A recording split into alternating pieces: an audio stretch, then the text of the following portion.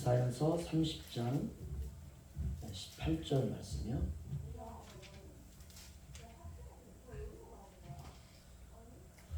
우리 함께 합독하겠습니다. 시작. 그러나 여호와께서 기다리시나니 이는 너희에게 은혜를 베풀려 하시며 일어나시리니 이는 너희를 긍휼히 여기려 하시니라. 대저 여호와는 정의의 하나님이시다. 그를 기다리는 자마다 복이 있도다. 아멘.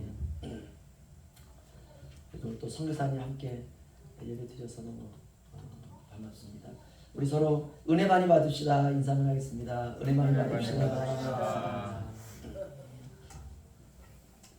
우리가 주일 오전은 그 복이 있는 인생이라는 제목으로 함께 은혜를 나누고 있습니다. 1906년 그 아일랜드에서 태어난 프랑스 사람으로서 그 노벨 문학상을 받은 사무엘 베케트라는 사람이 있습니다. 혹시 이분 아시나요? 사무엘 베케트? 이분이 쓴 그 책 가운데 아주 얇은 책입니다. 두껍지도 않아요. 이 노벨 문학상은 책 한 권 썼다고 해가지고 받는 상이 아닙니다. 그의 모든 문학적인 사상을 보면서 그 시대를 좀 더 이렇게 표현할 수 있는, 그래서 그에게 이렇게 딱 주는 상이 노벨 문학상인데요. 그가 그 1952년에 유명한 희곡을 하나 썼는데 그 희곡으로 유명한 사람이 됐어요. 그 희곡 제목이 바로 고도를 기다리며 라고 하는 책입니다. 그런데 문제는 뭐냐? 너무 얇은데 이해가 안 된다는 거예요. 아무리 읽어도 이해가 안 돼요. 거기 블라디미르와 그 에스트라곰이라고 하는 두 명의 불황자가 이제 대화를 시작하는 것. 여행을 이렇게 좀 하면서 어떻게 이제 그 어느 한 곳에 만나서 우연히 만나서 거기서 대화를 시작하는 게 이 책의 이제 시작이고, 그리고 이제 대화로 끝납니다. 아주 얇은 책이고, 그리고 그렇게 뭐 크게 어려운 것도 아닌데 읽으면 이해가 안 돼요. 참 이해가 안 되게 쓰는 것도 이것도 기술이죠, 그렇죠? 그래서 읽는 사람들이 도대체 이 책에서 무엇을 말하려고 하는지 그 이해할 수 없다. 그래서 이해 불가한 희극이라고 이렇게 불리기도 합니다. 영화로도 이게 만들어졌고요. 그리고 우리나라에서도 그 고도를 기다리며라고 하는 이걸 가지고 몇 번 연극을 했지만 보는 사람마다 무슨 내용인지 잘 모르는 거예요. 너무 유명하다고 하는데 노벨 문학상을 탄 사람의 작품이고 또 이 작품으로 떴거든요. 그래서 읽었는데 이해가 잘 안 되는 것이에요. 여러분 이해되도록 제가 짧게 설명을 좀 해드리겠습니다. 이 희극에 두 사람의 주인공이 나오는데요.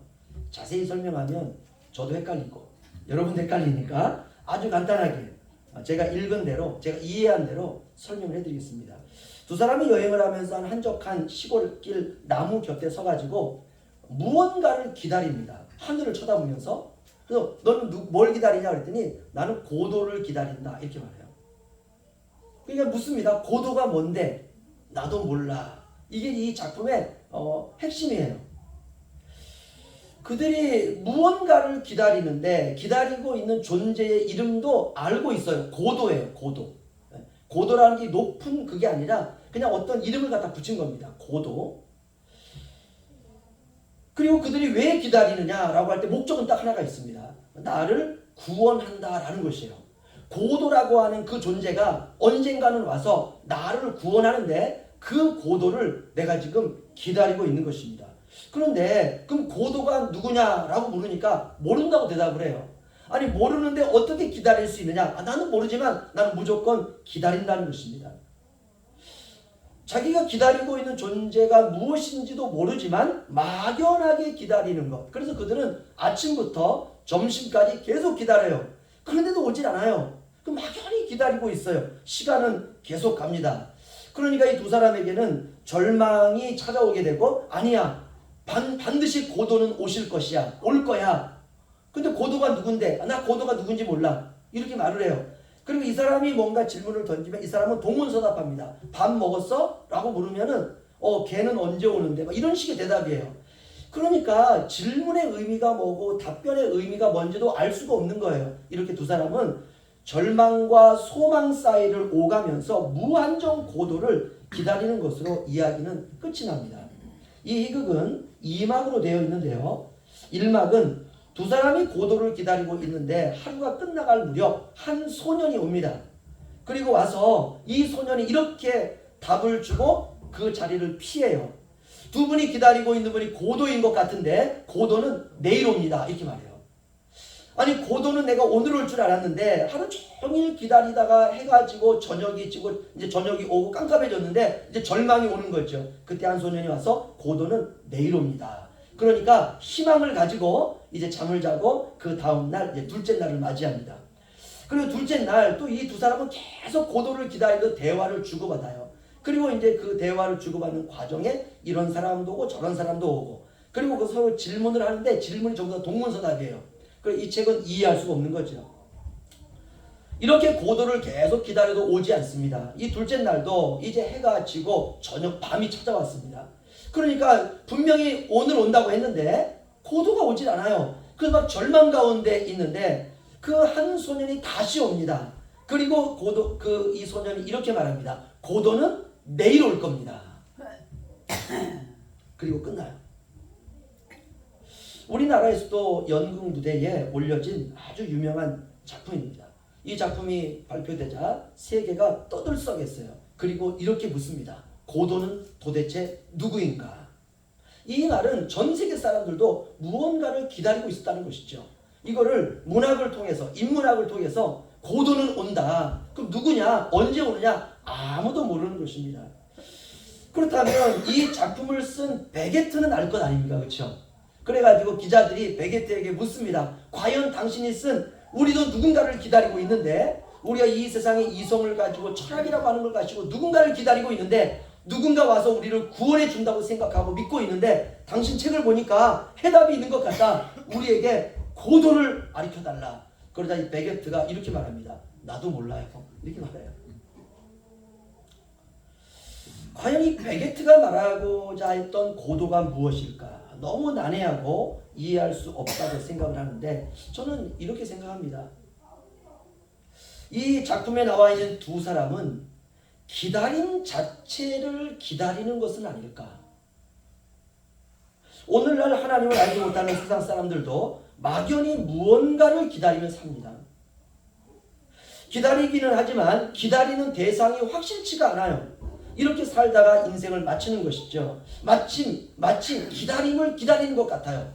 당신은 왜 기다리는데? 나는 잘 몰라. 그런데 고도가 온대. 고도가 누군데? 우리는 아무도 몰라. 아무튼 그가 와서 우리를 구원할 거야. 그러니까 기다림 자체를 기다리는 것이에요. 왜? 기다리는 대상이 명확하지 않습니다.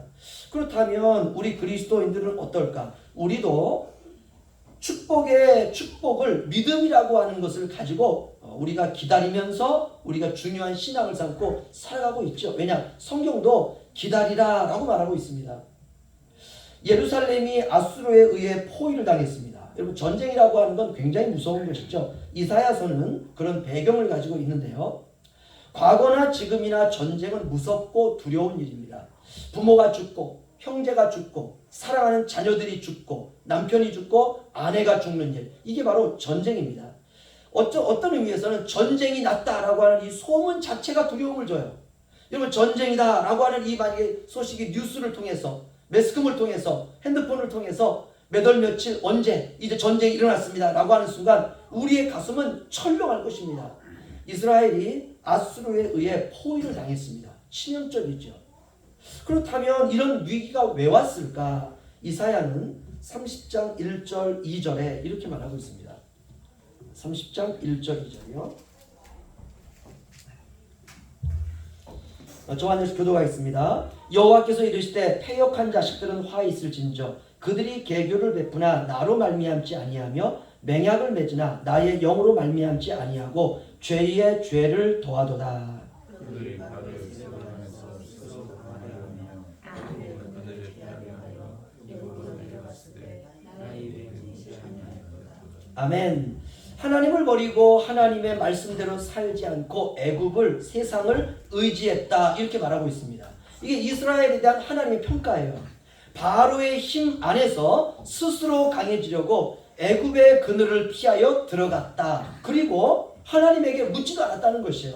여러분 신앙이라고 하는 것은 어려움이 오면 하나님에게 묻는 거 아닙니까? 하나님께 기도하는 것 아닙니까? 예배하는 것 아닙니까? 근데 이스라엘은 하나님을 버리고 하나님 말씀대로 살지 않고 애굽과 세상을 의지하고 바로라고 하는 거대한 힘 안에서 스스로 강해지려고 애굽의 그늘 아래 피하여 들어갔다. 그리고 하나님께 묻지도 않았다는 것입니다. 여러분, 사람이 신앙적으로 타락하면 제일 먼저 나타나는 게 뭐냐? 하나님께 묻지 않습니다. 하나님께 묻는 걸 가장 먼저 버려요. 의식적으로 하나님을 멀리합니다. 그리고 힘이 센 곳으로 움직이기 시작합니다. 나에게 도움이 되는 쪽으로 기울기 시작해요. 이게 바로 인간입니다. 신앙보다는 현실에 집착하는 것입니다.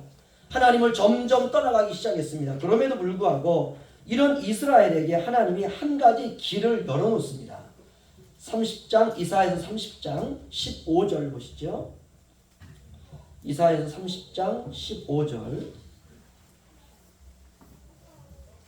구약성경 1002페이지에 있습니다. 우리 다 함께 읽겠습니다. 시작. 주 여호와 이스라엘의 거룩하신 이가 이같이 말씀하시되 너희가 돌이켜 조용히 있어야 구원을 얻을 것이요 잠잠하고 신뢰하여야 힘을 얻을 것이거늘 너희가 원하지 아니하고. 아멘. 한 가지 대안은 뭐냐? 돌이켜 조용히 있으라 이렇게 말합니다. 잠잠하라 이렇게 말해요. 그리고 하나님을 끝까지 신뢰해야 구원을 얻을 것이다 이렇게 말하고 있습니다. 적군이 숨통을 조여오는데 아수르라고 하는 이 적이 이스라엘 백성들의 그냥 목을 조금씩 조여오는데 어떻게 가만히 있을 수 있습니까? 내 쪽에서 무엇인가 방법을 구해야 되지 않습니까? 이리저리 뛰면서 살아갈 방책을 구해야 되지 않습니까? 오늘날 신자들이 때로는 그렇게 살아갈 때가 많습니다. 우리의 삶에 위기가 오고 우리의 삶에 여러 가지 문제가 올 때에 성경은 조용히 잠잠히 믿음으로 묵묵히 너희가 하나님을 바라보고 기다리라 이렇게 말하고 있습니다. 이렇게 해야 힘을 얻을 수 있다 말하고 있습니다. 우리의 생각과는 정반대죠. 우리는 문제가 오면 발을 동동거리면서 방법과 수단과 여러 가지 많은 탈출구를 찾는데 하나님은 너희가 조용히 있어야 돌이켜 구원을 얻을 수 있다. 잠잠하고 하나님을 신뢰해야 힘을 얻을 수 있다. 그런데 너희가 원하지 않았다. 이게 하나님께서 이스라엘에 대한 평가였습니다. 여러분, 쥐 안에 독 안에 든 쥐꼬리인데 어떻게 잠잠히 하나님만을 바라볼 수 있습니까? 그런데 기억해야 될 것이 하나 있습니다. 하나님은 모든 인생의 주권자라는 것입니다. 무슨 말입니까? 하나님이 모든 것을 다 알고 계신다라는 뜻이에요. 하나님이 다 아신다라는 말은 하나님이 지금 나에게 있는 고난도 허용했다라는 의미가 됩니다. 고난을 허용하셨다라고 하는 것은 모든 것을 합력하여 선과 복과 구원을 하나님께서 이루어 가신다는 것입니다. 하나님은 악을 선으로도 바꾸시는 분이십니다. 여러분, 그런 하나님을 믿으시기를 주의 이름으로 축원합니다. 붙잡으시기를 주의 이름으로 축원합니다. 인생이라고 하는 것은요, 영화와 같이 한순간에 뭐가 바뀌고 일확천금을 소유하는 그런 것이 아닙니다. 영화는 영화일 뿐이에요. 하나님은 우리의 인생의 시계바늘을 아주 천천히 움직이신다는 것을 우리가 기억해야 됩니다. 하나님은 급하실 이유가 하나도 없습니다. 하나님은 모든 것을 다 보고 계시고 하나님은 모든 것을 합력하여 결국은 선으로 바꾸실 것인데 조급할 이유가 없어요. 여러분, 돈이 안 벌린다고 속이 상합니까? 여러분, 돈 많이 벌면 뭐합니까? 이 세상에 돈 많이 가지고 있는 사람들이 하는 게 뭐냐? 갑질하는 거예요. 이건 재앙입니다. 우리가 갑질할까봐 하나님께서 미리 치워버린 돈들도 있습니다. 돈이 많이 들어오면 누구도 장담할 수 없습니다. 돈이 들어오면 하나님을 떠나는 사람들도 있어요. 하나님을 떠나고 불신앙으로 살아가고 믿음도 식어지고 이런 사람들이 있습니다. 그래서 하나님이 때때로 돈을 우리에게 주시지 않는 경우도 있습니다. 그러니까 돈이 없다고 불평할 것이 아니라 현재의 자리에서 하나님께서 내게 주신 사명을 따라 충성하시는 저와 여러분 되시기를 주의 이름으로 축원합니다. 이게 복이에요. 하나님께서 그거 보고 계시는 것입니다. 하나님은 시계바늘을 절대로 빨리 돌리지 않습니다. 이사야서 30장 1절 2절 여러분 꼭 기억하셔야 됩니다. 이스라엘 백성들이 아수르에게 망한 이유가 여기에 나옵니다. 30장 1절 2절 저와 같이 교도하겠습니다. 다시 한번. 여호와께서 이르시되 패역한 자식들은 화 있을진저 그들이 계교를 베푸나 나로 말미암지 아니하며 맹약을 맺으나 나의 영으로 말미암지 아니하고 죄의 죄를 더하도다.